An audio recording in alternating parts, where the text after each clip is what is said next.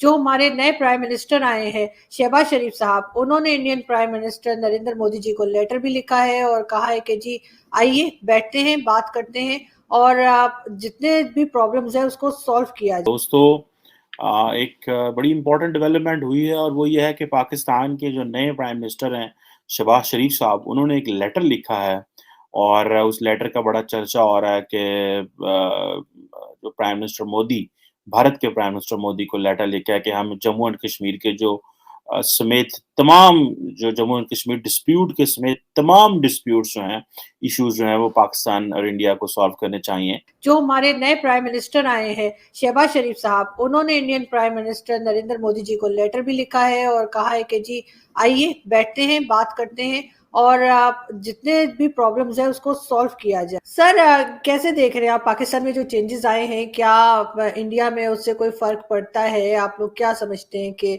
या ये कि कुछ फर्क नहीं पड़ता, ठीक है जो हो रहा है होता रहे, क्योंकि कहा तो यही जा रहा है कि हमारा अंदरूनी मामला है, लेकिन ऐसा होता नहीं है यूजुअली।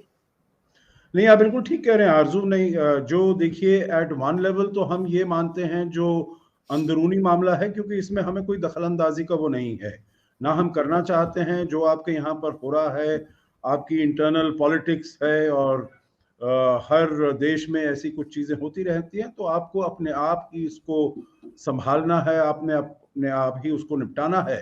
परंतु जैसे आपने बिल्कुल ठीक तरीके से कहा, जहाँ पर कोई भी अगर बदलाव होता है, कोई भी तब्दीली होती है, तो आसपास के जो देश हैं, पड़ोसी देश हैं, उनके ऊपर जरूर असर होता है। और भारत और पाकिस्तान तो जैसे कहा जाए, these are two twins joined at the hip, और फिर जो कुछ वहां पर होता है उसका असर यकीनन यहाँ पर भारत में देखा जाता है। परंतु इसमें एक चीज है, आपने बिल्कुल ठीक कहा, जो नए प्रधानमंत्री हैं शहबाज शरीफ, उन्होंने प्रधानमंत्री मोदी को चिट्ठी लिखी है, वो उसका जवाब था। पहले प्रधानमंत्री मोदी ने उनको चिट्ठी भेजी, उनको मुबारकबाद दी, जो आप ये नए प्रधानमंत्री आप बनकर आए हैं, 23वें प्रधानमंत्री पाकिस्तान के आप बनकर आए हैं, तो उनको आपने आगे के कार्यकाल के लिए उनको मुबारक दी और कहा जो हम अगर आप आतंकवाद को रोकेंगे तो हम साथ मिलकर बैठकर काम कर सकते हैं और अपने दोनों देशों के जो रिश्ते हैं, संबंध हैं, उनको अच्छी तरीके से उनको हम ठीक कर सकते हैं। तो उन्होंने जो बताया है, शहबाज शरीफ साहब ने उनको चिट्ठी के जवाब में लिखा है, जो हम सभी जो दोनों देशों के बीच के मसले हैं, जो कश्मीर का मसला है, उसको हल किया जाए। और कहा है आतंकवाद से तो पाकिस्तान ने भी बहुत नुकसान झेला है। वो मैं समझता हूँ ठीक है, पाकिस्तान ने नुकसान झेला है, परंतु जिसे हमारी तरफ से कहा जाता है, Pakistan is the epicentre of terrorism. आप पूरी दुनिया में कहीं देख लीजिएगा, कोई भी अगर आतंकी अगर हमला होता है तो उसकी कहीं ना कहीं जो जड़ होती है आरजू, वो पाकिस्तान तक पहुंच जाती है। चाहे वहां पर वो लोग गए हों, उन्होंने ट्रेनिंग की हो या कुछ किया हो, या फिर अगर आप पहले 20 साल 22 साल पहले 9/11 में हुआ था, वहां पर भी लोगों को यहीं से, इसी के एरिया से ट्रेनिंग दी गई थी। 20 साल तक तालिबान के जो लोग थे वो भी यहाँ पर रहे, ओसामा बिन लादेन यहाँ पर रहे, चाहे लंदन अटैक्स रहे हों, मैड्रिड अटैक्स रहे हों, बाली अटैक्स रहे हों, तो सबकी वहाँ पर पाकिस्तान की उनकी कनेक्शन हो जाता है। तो इस और भारत में तो जो कुछ भी होता है, जम्मू कश्मीर में हो या और उसमें हो, स्टेट्स में हो, राज्यों में हो, तो सभी का एक कनेक्शन पाकिस्तान से होता है, हम ये देखते हैं। और अगर पाकिस्तान आतंकवाद के ऊपर, टेररिज्म के ऊपर लगाम लगाता है, तो फिर दोनों देशों के बीच में बातचीत हो सकती है और संबंध सुधर सकते हैं, आगे हम जा सकते हैं। और इसमें एक और चीज जो मैं आपके प्रोग्राम में पहले भी कह चुका हूं, क्योंकि जो भारत के साथ संबंध हैं पाकिस्तान के, वो आपकी वहां पर सिविलियन गवर्नमेंट इतना नहीं डिसाइड करती।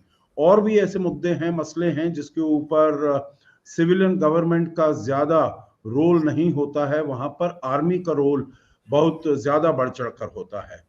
तो इसीलिए मैं कहूंगा ब्रीफली, जो शहबाज शरीफ साहब का आना एक वेलकम साइन है, क्योंकि मेरे ख्याल से दोनों देशों के संबंधों के लिए इमरान खान से ज्यादा खराब इन्फ्लुएंस और कोई नहीं हो सकता। क्योंकि जिस प्रकार का उसने अपना बायलैटरल रिलेशंस को वो लेकर गया है, तो लेकर गए हैं, प्रधानमंत्री थे आफ्टर ऑल, तो वैसा पहले कभी नहीं हुआ। और शहबाज शरीफ एक बड़े प्रैग्मेटिक पॉलिटिकल लीडर हैं, बड़े ही उनको एज अ डूअर माना जाता है, बिजनेसमैन है, वो समझते हैं क्या प्रैक्टिकल है, क्या हो सकता है।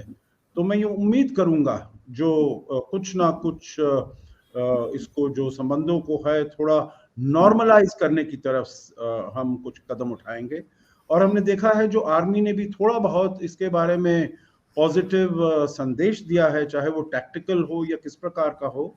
कम से कम जो पिछले साल फरवरी से हमारे बीच में सीज फायर थी वो अभी तक चल रही है, उसके इतने ज्यादा वायलेशंस नहीं हुए हैं। तो थोड़ी बहुत मैं कहूँगा silver lining on the cloud, on the dark clouds of bilateral relations, वो दिखाई दे रही है। परंतु आगे चलते हुए हमें देखना होगा जो उसको कैसे हम ले जा सकते हैं, क्योंकि शहबाज शरीफ साहब के ऊपर जो चैलेंजेस उनके सामने हैं, जो चुनौतियां हैं, वो बहुत ही बड़ी है। और कुछ भी करना और बहुत ही अलग अलग महकमे में है, अलग अलग सेक्टर्स में है, और कैसे वो डील करते हैं इसको आगे वक्त ही दिखाएगा। नहीं, आप बिल्कुल ठीक कह रहे हैं, लेकिन सर एक चीज़ और यहाँ पे मैं आपसे पूछना चाहूँगी कि जब इमरान खान साहब की गवर्नमेंट थी, तो इंडियन प्राइम मिनिस्टर का कहा जाता था कि वो फ़ोन कॉल नहीं रिसीव कर रहे उनकी। लेकिन जब शहबाज शरीफ साहब की गवर्नमेंट आई है, तो उन्होंने मुबारकबाद भी दी है और आपस में कुछ ना कुछ बातचीत चल रही है। इसकी आपको क्या वजह लगती है कि इमरान खान साहब के टाइम पे इतना कोल्ड शोल्डर क्यों दिया गया? देखिए, इमरान खान जब आए थे तो उनको भी प्रधानमंत्री मोदी ने मुबारकबाद की चिट्ठी भेजी थी। उनके बीच में भी ये वो हुआ था, एक्सचेंज ऑफ इनिशियल लेटर्स हुआ था। परंतु फिर जो रवैया रहा इमरान खान का, वो 2018 में आए, और फिर जिस प्रकार से जब 5 अगस्त 2019 में वो चेंज हुआ स्टेटस ऑफ जम्मू कश्मीर, उसको यूनियन टेरिटरी बना दिया गया, आर्टिकल 370 को रद्द कर दिया गया। और ये भी हमेशा से माना जाता है, जो इमरान खान को तालिबान खान भी कहा जाता है, जो उनकी बहुत ही ज्यादा जो एक्सट्रीमिस्ट हैं, फंडामेंटलिस्ट हैं, टेररिस्ट ऑर्गेनाइजेशंस हैं, उनके साथ संबंध उनके बड़े अच्छे थे, उनके साथ उनको वो शेयर भी देते थे, सपोर्ट भी करते थे। तो इसीलिए ये सभी चीजें हैं जो कि सामने बनकर आ गई, और एक बिल्कुल ही और जैसा वो प्रधानमंत्री मोदी के पर्सन पर वो प्रहार करते थे, जो भाई वो उनके लिए एज एन इंडिविजुअल। अब अगर आप प्रधानमंत्री हैं तो आपको उस पद की थोड़ी मर्यादा भी देखनी चाहिए।